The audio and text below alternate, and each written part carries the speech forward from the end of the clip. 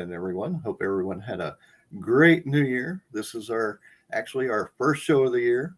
We had one scheduled earlier, but he was sick, so we rescheduled him for January 31st, and that's going to be Rich Davis. So y'all look forward to seeing him then instead of today. Sorry about that, but can't help that. But like I said, hope everyone had a great New Year's. We are here today with JP McLean.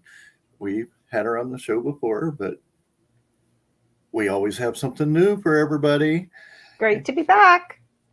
So, how was your New Year? New Year's here was really quiet, really, really quiet. There were some fireworks down on the beach, which was fun. That was nice to see.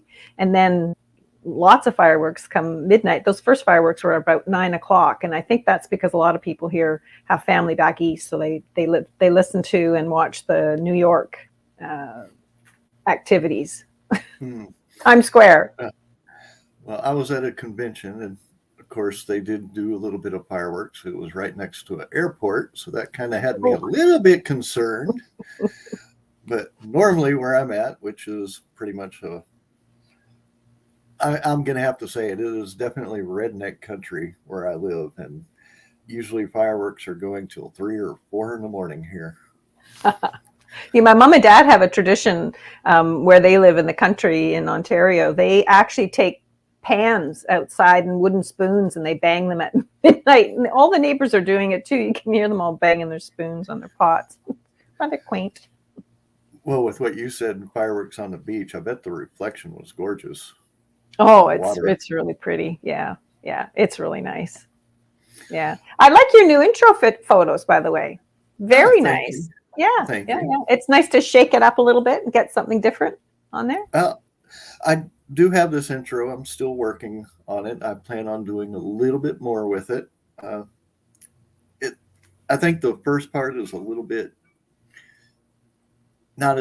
doesn't have the motion that I really want. So I'm thinking about putting something else there. And I've had a good couple of suggestions. So I'm going to look into those and make it a little bit more intriguing. How about that? Yeah. Well, new year, new spin. Good stuff. Correct. And actually, the other thing, we do have one other announcement, is we are actually going to be part of a podcast network coming up in probably February. So we're going to expand our viewership a little bit more. So nice. We are looking forward to that. Can you share the details yet? Not yet. We want to make sure everything's set in stone. And thank you, Arvin. So once we get that set in stone, we will definitely be sharing that news. And like I said, it should be February. I'll look forward to that. So with the new year, what do you have coming up for the new year? Well, this new year, it's always for me, it's out with the bad, in with the new.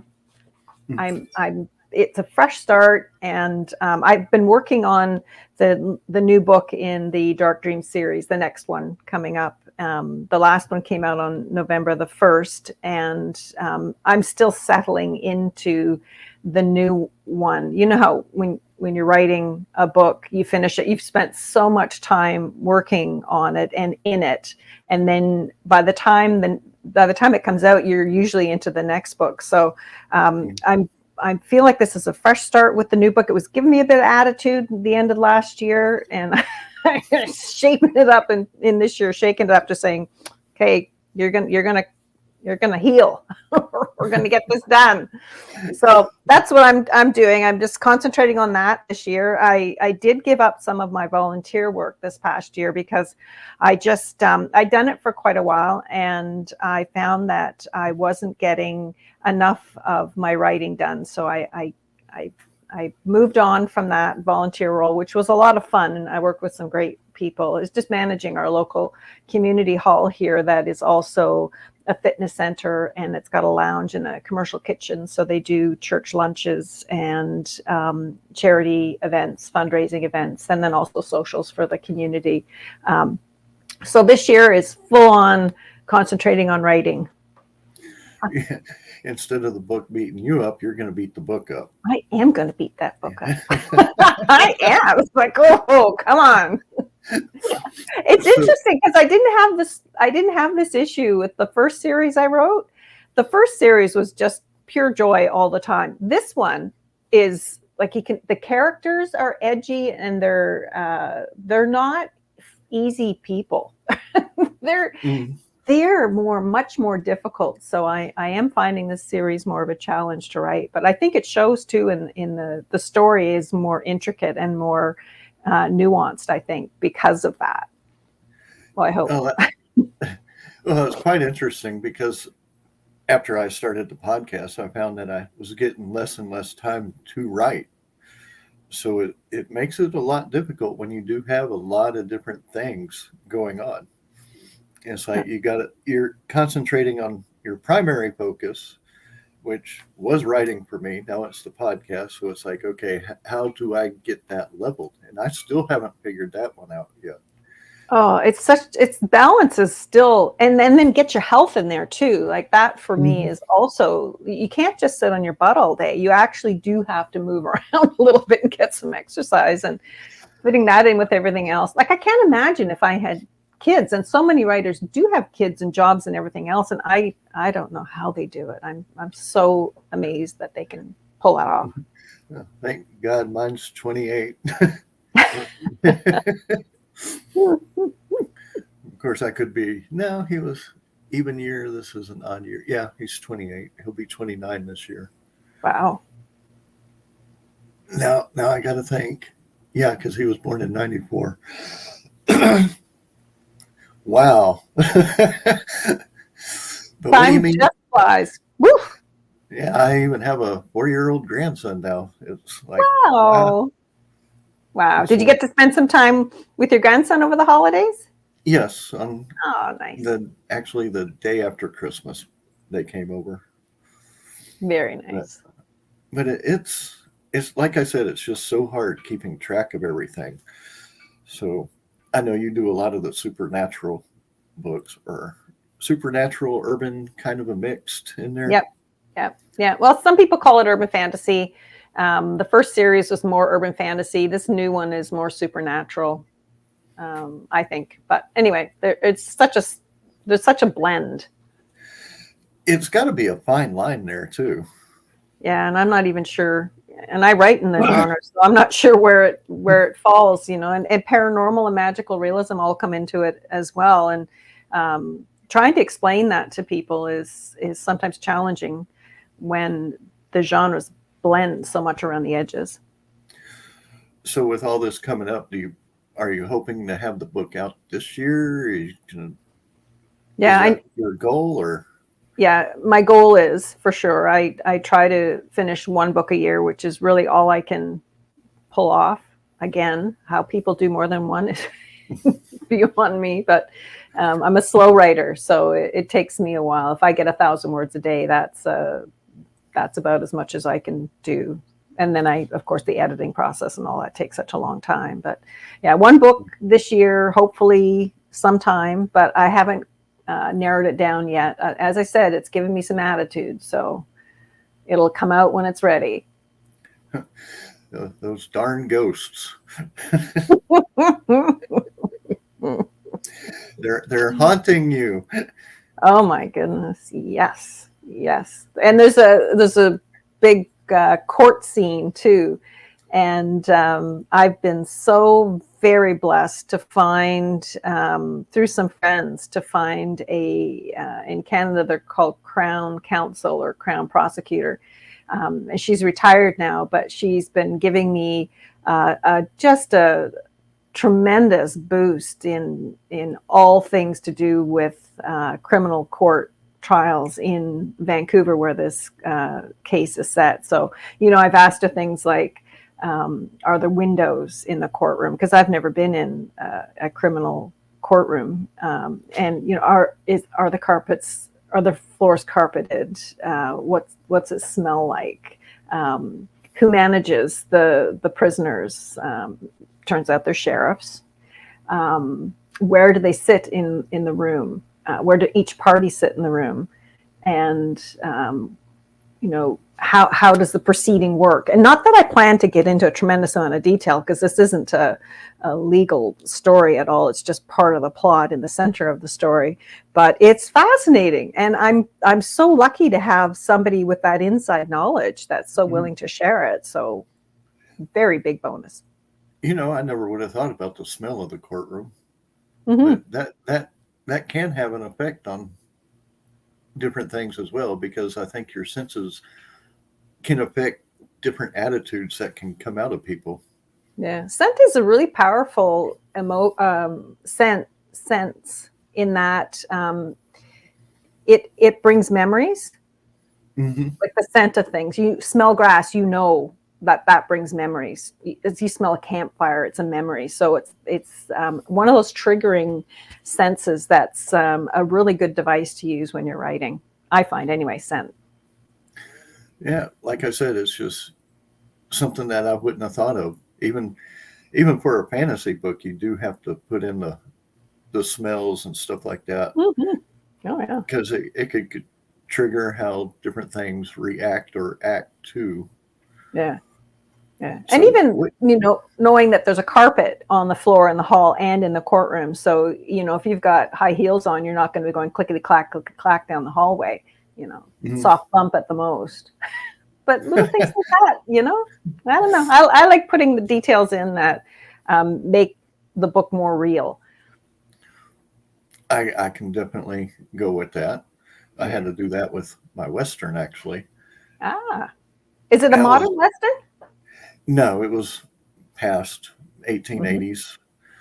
Had to actually go through and research some of the weapons, how strong they were, how powerful, how many bullets could be held in certain rifles. I mean, it was actually a lot of research. Probably a lot of fun too. Oh yeah, it was a learning experience. I didn't know about the land grabs that people did back then. Mm-hmm. So I learned a lot about that and how people were cheated out of the lands because they were given away to other people because they were friends with.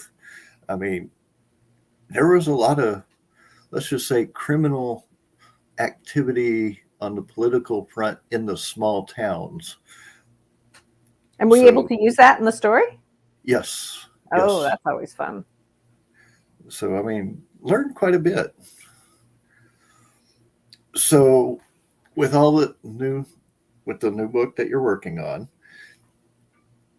is there going to be any surprises that you can tell us about, you think? Oh, yes. Well, the outcome of the trial is going to be a surprise. Well, I hope it's a surprise. So that is going to be a surprise. And actually, as much as when I'm thinking of the plot for the book, I tend to have it plotted out in the sense that I know where it starts, I know where it ends, and I know a number of the main scenes, the turning point scenes, but I don't know the scenes in between. So as I'm writing, the scenes in between surprise me. And I've had a few surprises already in this book to this point. And when I go to bed at night, I'm usually working on a plot point or a scene, and at some point in the night, I'll either wake up or I will think of it in the morning, and it's come to me in the night, either a little twist I can add to it, or just a little bit of, I don't know, magic that happens in my subconscious when I sleep. And I just love waking up to those little twists that I can add. And I just make a little note. I haven't written it yet. I'll just make a little note in between scenes, like, okay, we're going to deal with this here. So yeah, surprises. I figure if it surprises me, it's going to surprise the reader. So kind of, I feel like we have that in common. It's more like the characters are talking to you as you're writing. Yes. And part of the attitude I was getting was this, okay, I'm bored now. I'm bored. There's no bored in a book. You cannot be bored. You must be, actively causing trouble. So that's where you have to go back in and spice it up, because she cannot be bored. That's funny, because I have an assassin character that's the exact same way. There you go. It's like, no, you're an assassin. You cannot be boring. No, You must you have too be much excitement. Okay, we're going to give you a hobby. Your hobby is going to be, I don't know, sharpening machetes or something. Now, where can people find you again? So they can find me at jpmcleanauthor.com, and everything they need to find about me is on there. Very good. And they can get books from you there. And they sure can, or they can find the links to their favorite retailer there. They can also download free sample chapters from those books in PDF format, and they can join my mailing list if they want to get some free short stories. Any of the books going audio? Not yet. Not Okay. yet. That was the other main question. Well, thanks for asking. But hopefully soon. I know a lot of people do. I've been doing a lot of traveling lately, so audios are going to be coming up on my near future. Yeah, it's something that I have to invest in. It's just a big investment because I have so many books. It is a huge investment. Even my novella was expensive. Yeah. And people don't understand that, but doing those can get expensive. Yeah, several $1,000s each. So yeah, that's why they're not out there yet. I completely understand that. But I do hope that you had a wonderful New Year. And for those who are going to be tuning in later, I hope y'all had a wonderful New Year. And thank you for being on our show again. And we look forward to talking to you, especially when this new one's ready to come out. Thanks, Greg. I'm happy to come back. I love supernatural, I have to say, and paranormal. Oh, great. But everyone, we will talk to y'all later. And our next conversation will be tomorrow at 1 p.m. Until then,